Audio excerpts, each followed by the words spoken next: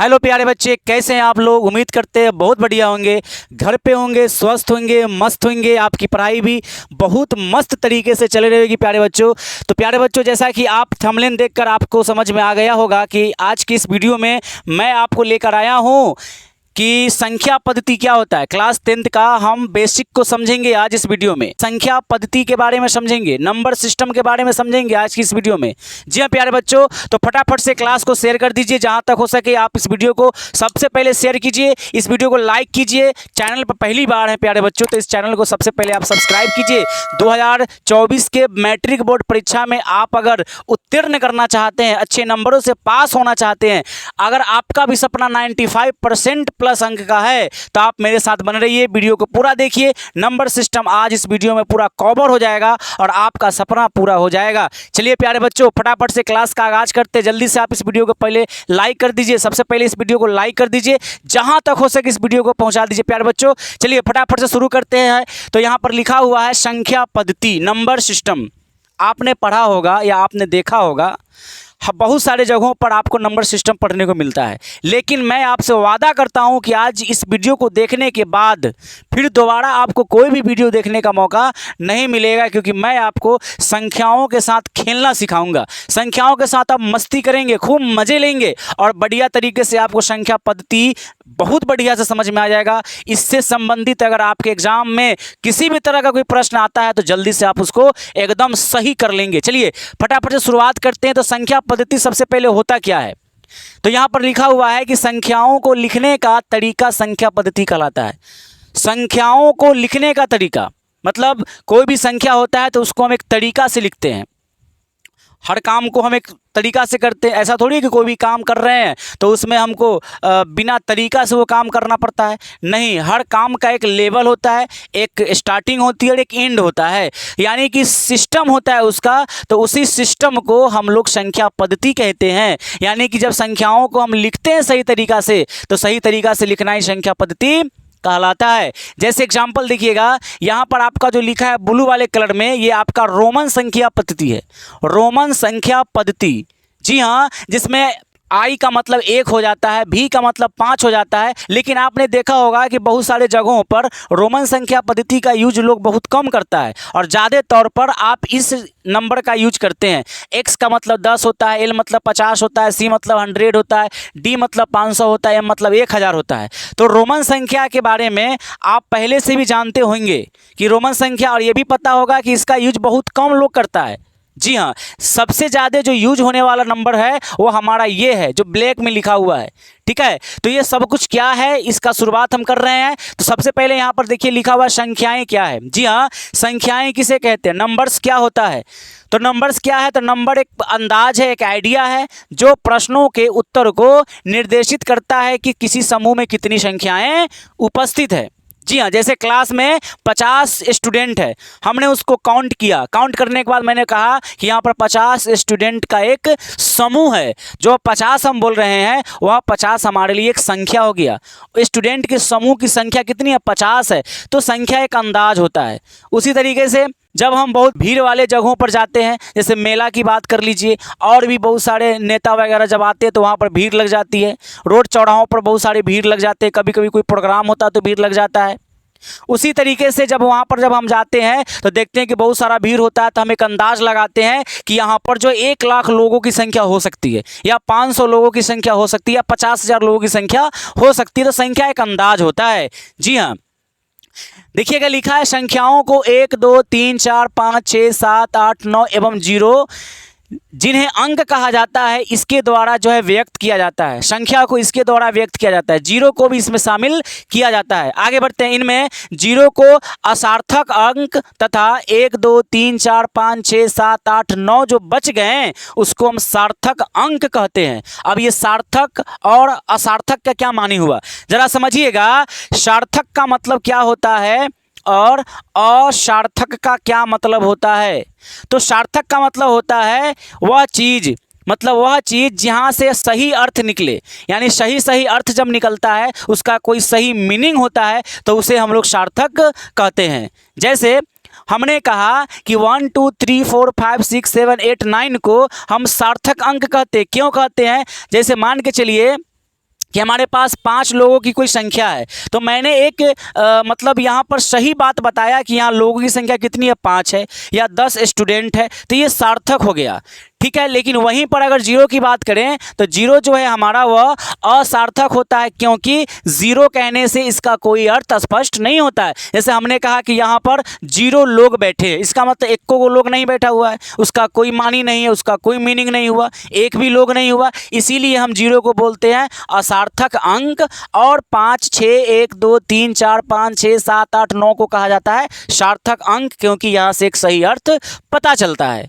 इतनी बात आपको क्लियर हो गई होगी। चलिए आगे बढ़ते हैं और आगे समझते हैं। संख्याएं जो होती हैं प्यारे बच्चों, वह विभिन्न प्रकार की होती है, भिन्न भिन्न प्रकार की संख्या होती है, एक प्रकार की संख्या नहीं होती, बहुत सारे प्रकार के होते हैं। लेकिन मैं आपको यहाँ पर कुछ इंपॉर्टेंट संख्या की बात करते हैं। जैसा कि आप यहाँ पर देख सकते हैं, नंबर 1 में लिखा है प्राकृत संख्याएं, उसके बाद पूर्ण संख्याएं, पूर्णांक संख्याएं, सम संख्याएं, विषम संख्याएं, रूढ़ या अभाज्य संख्याएं, यौगिक या भाज्य संख्याएं, सह अभाज्य संख्याएं, जुड़वा अभाज्य संख्याएं, संपूर्ण संख्याएं, परिमेय संख्याएं और अपरिमेय संख्याएं। अब ये इतनी सारी संख्याएं हैं और आप अगर पहले से नहीं जानते हैं इन सारी संख्याओं के बारे में, तो आपको यह वीडियो देखने के बाद फिर आपको कोई दोबारा वीडियो देखने का मौका नहीं मिलेगा। मैं आपको इसी वीडियो में टोटल सभी संख्याओं की जानकारी एकदम बहुत अच्छे तरीके से मैं आपको सिखा दूंगा। और इसकी परिभाषा को तो आप इस तरह याद कर रख सकते हैं, इतना मज़े से मैं आपको इसकी परिभाषा को सिखाऊंगा कि आज तक ना कभी सोचा होगा और ना कभी इस तरीके के बारे में जानने का प्रयास किया होगा। जी हाँ, तो हम बारी बारी से क्या करते हैं, एक एक संख्याओं का अध्ययन करते हैं। मैं आपको समझा कर सभी संख्याओं का परिभाषा भी बताऊंगा, उसके कॉन्सेप्ट को भी मैं आपको क्लियर करूंगा। जी हाँ, तो सबसे पहले बात करते हैं हम प्राकृत संख्या की। तो लिखा है यहाँ पर देखिएगा, प्राकृत संख्या क्या होता है। देखिए, प्राकृत संख्या का मतलब हुआ जो संख्या भगवान ने हमको दिया, गिफ्ट किया हमें भगवान ने। अब इसको ऐसा क्यों कहा जाता है वो समझेंगे हम अभी, पहले इसकी परिभाषा की बात करते हैं। गिनती की सभी संख्याओं को हम प्राकृत संख्या कहते हैं। जो गिनती हम बचपन में गिनते हैं 1, 2, 3, जब छोटा सा बच्चा जब स्टार्ट करता है पढ़ना, तो वहाँ भी बच्चे को सिखाया जाता है 1, 2, 3, ये सब सीखते हैं। अब इसको प्राकृत संख्या इसलिए कहा जाता है क्योंकि कोई भी बहुत सारे ऐसे लोग होते हैं जिनको पढ़ना लिखना नहीं आता, वो कभी नहीं पढ़े। आप अपने गांव ग्राम में भी देख सकते हैं, अगल बगल के लोगों को देखिएगा कि जो बिल्कुल भी नहीं पढ़ पाए किसी कारण, बस किसी मजबूरी के कारण, तो आप उन इंसान को कहिएगा कि भैया यहाँ पर कितने लोग हैं, तो वो भी काउंट कर कर बता देगा कि 10 लोग हैं, 5 लोग हैं। यानी वो कभी स्कूल नहीं गए, कभी किसी टीचर के साथ उनका सामना नहीं हुआ, कभी वो स्लेट नहीं पकड़े, कभी कलम का यूज नहीं किया, फिर भी वो इंसान 10 तक का गिनती गिन लेता है, 100 तक का गिनती गिन लेता है। क्यों? क्योंकि कहीं ना कहीं भगवान के भरोसे से उसको जो है वह गिनती याद हुई है, भगवान के कारण वह गिनती याद हुई है। तो अतः हम उस गिनती को प्राकृत संख्या के नाम से जानते हैं। तो गिनती की सभी संख्याओं को हम प्राकृत संख्या कहते हैं और इस संख्या को हम n से सूचित करते हैं। कैपिटल N वो हमारा नेचुरल नंबर हो जाता है, प्राकृत संख्या हो जाता है। नोट में लिखा है, सबसे छोटी प्राकृत संख्या 1 होता है एवं सबसे बड़ी प्राकृत संख्या अनंत होता है। यानी सबसे छोटा आप देखेंगे 1, 2, 3, 4, 5 में, तो सबसे छोटा आपको 1 दिखाई देगा। लेकिन सबसे बड़ी की बात करेंगे तो ये अनंत है, इसका कोई परिभाषित नहीं किया गया है कि इसकी सबसे बड़ी संख्या क्या है।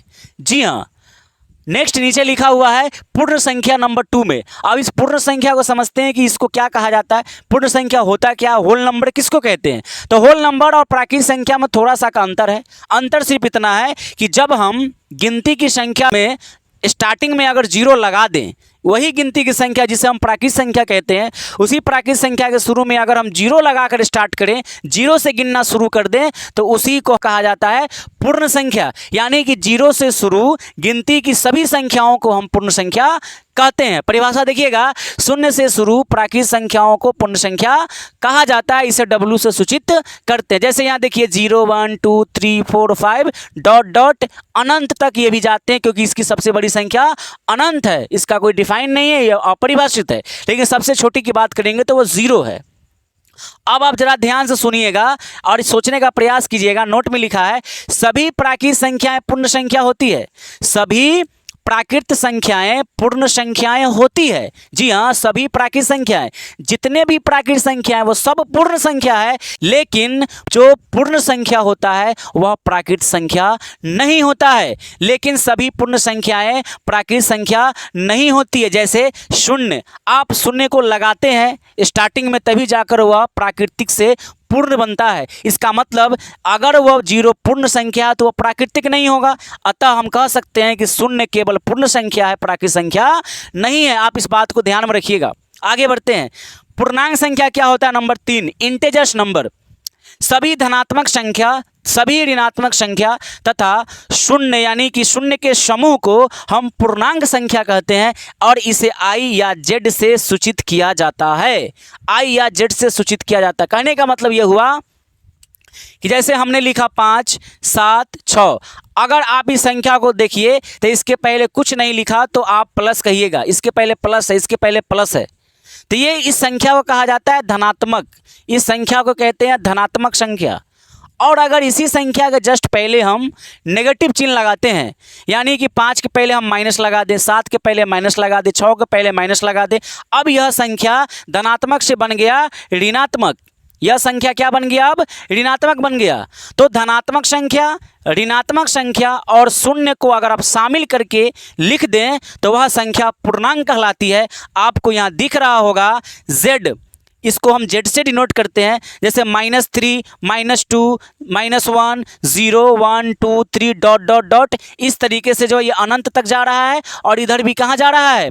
अनंत तक जा रहा है। कहने का ये मतलब हुआ कि इसमें नेगेटिव नंबर भी है, इसमें पॉजिटिव नंबर भी है। 0 से आप उस तरफ बढ़ेंगे दाहिनी ओर तो आपको जो है पॉजिटिव नंबर दिखाई देगा, और इस तरफ आप बढ़ेंगे तो आपको नेगेटिव नंबर दिखाई देगा। तो positive number and negative number and शून्य यानी कि 0 नंबर को आप अगर मिला देते हैं तो कहलाता है वो हमारा इंटीजर्स नंबर यानी कि पूर्णांक संख्या। नोट में लिखा है सबसे छोटी पूर्णांक संख्या शून्य होती है। सबसे छोटी जो पूर्णांक संख्या होती है प्यारे बच्चों वह क्या होता है? शून्य होता है। सबसे छोटा पूर्णांक संख्या 0 होता है, शून्य होता है। तथा शून्य सभी ऋणात्मक संख्या से बड़ी होती है। शून्य जो होता है सभी ऋणात्मक संख्या से बड़ा होता है। जैसे यहाँ पर समझिएगा, अगर हम आपको कहें कि बताइएगा 0 और 1 में कौन बड़ा है, तो आप तुरंत कहिएगा सर 1 बड़ा है, इसमें कौन सी बड़ी बात है। लेकिन अब आप बताइए कि 0 और -1 में कौन बड़ा है, अब यहाँ पर आप 1 नहीं कहेंगे। भले ही आपको 1 लग रहा होगा देखने में कि 0 से बड़ा है, लेकिन ये बड़ा नहीं है। 0 से ये 1 छोटा है, क्योंकि इसके पहले ये नेगेटिव लगा हुआ है, ये नेगेटिव नंबर है। तो जितने भी नेगेटिव नंबर होंगे, जितना बड़ा से बड़ा नेगेटिव की बात कर लीजिए आप, चाहे 1 करोड़ की बात कीजिए, 1 लाख की बात कीजिए, अगर वो नेगेटिव नंबर है तो वो 0 से छोटा है वो नंबर। मैं आपसे पूछूं कि बताइए 5 और -50 में कौन बड़ा है, कौन बड़ा है और कौन छोटा है। यहाँ पर भले ही आपको देखने में लगता होगा 50 बड़ा होगा, लेकिन नहीं प्यारे बच्चों, ऐसा नहीं होगा। 50 के पहले माइनस लगा है तो ये छोटा हो गया, और 5 में प्लस लगा हुआ है तो ये बड़ा हो गया। पता ये चला कि हर नेगेटिव नंबर देखने में बड़ा हो सकता है पॉजिटिव नंबर से, लेकिन वास्तविकता ये है कि पॉजिटिव नंबर अगर छोटा है, नेगेटिव नंबर अगर आपको देखने में बड़ा लग रहा है, तो वह नेगेटिव नंबर छोटा होता है पॉजिटिव नंबर से, यानी कि प्लस वाला नंबर से छोटा होता है, माइनस वाला नंबर हमेशा छोटा होता है। अगर हम बात कर लें आपसे कि बताइए माइनस का 1000 और 1, इसमें कौन छोटा है, तो आप कहेंगे प्यारे बच्चों ये छोटा है। क्यों छोटा है? इसलिए कि इसमें नेगेटिव लगा हुआ है, माइनस लगा हुआ है, और 1 प्लस है, तो 1 अभी भी इससे क्या है? बड़ा है। जी हाँ, बड़ा है। ये 0 से भी छोटा है, ये 0 से भी छोटा है।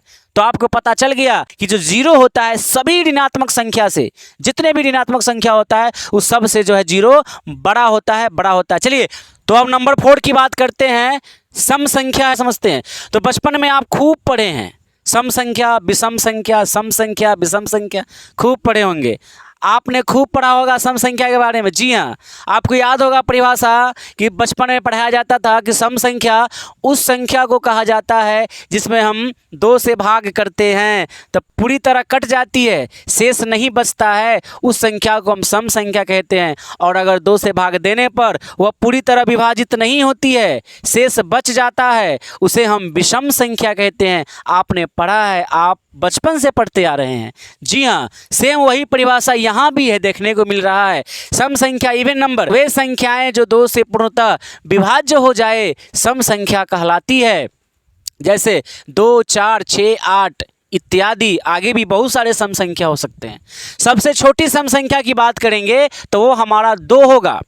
नंबर 5 में विषम संख्या, इसका उल्टा वे संख्याएं जो 2 से पूर्णतः विभाज्य न हो विषम संख्याएं कहलाती है। जैसे कि 1, 3, 5, 7 इस सब में अगर हम 2 से भाग लगाएं, देखिएगा जरा प्यार से, 2 से अगर हम 3 में भाग लगाएं तो 2 एकम 2, 1 क्या आ गया, शेष आ गया, तो ये संख्या हमारा सम नहीं हुआ, ये संख्या हमारा विषम हो गया।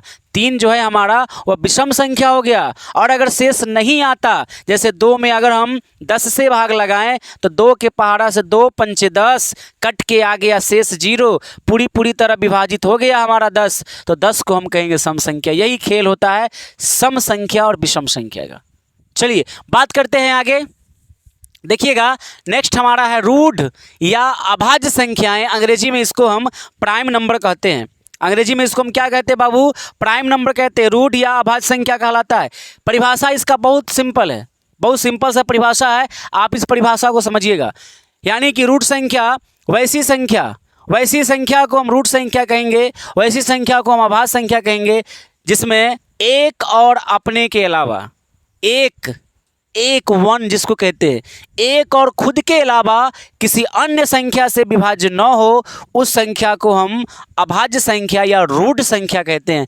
जरा देखिएगा इधर, रूढ़ या अभाज्य संख्या उस संख्या को कहा जाता है, यानी वैसी संख्याएं जो एक और अपने के अलावा किसी अन्य संख्या से विभाज्य न हो, उसे हम अभाज्य संख्या कहते हैं। उसे क्या कहा जाता है, अभाज्य संख्या कहते हैं, यानी कि प्राइम नंबर कहते हैं। जो एक से कटे, खुद से कटे, कोई तीसरा उसको काटने वाला नहीं हो, उस संख्या को हम अभाज्य कहेंगे। जैसे 2, 3, 5, 7, 11, 13, 17, 19 ... etc और भी आगे होंगे। सबसे छोटी अगर आप रूट संख्या की बात करेंगे तो वो हमारा 2 होगा।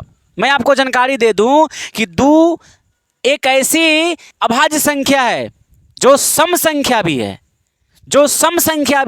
और अभाज्य संख्या भी है। मजे की बात यह है, आपसे सवाल पूछा जा सकता है कि वह कौन ऐसी संख्या है जो सम अभाज्य संख्या है, तो आंसर होगा 2। 2 सम संख्या भी है और अभाज्य संख्या भी है। बाकी कोई भी ऐसा अभाज्य संख्या नहीं होगा जो आपको सम संख्या भी होगा।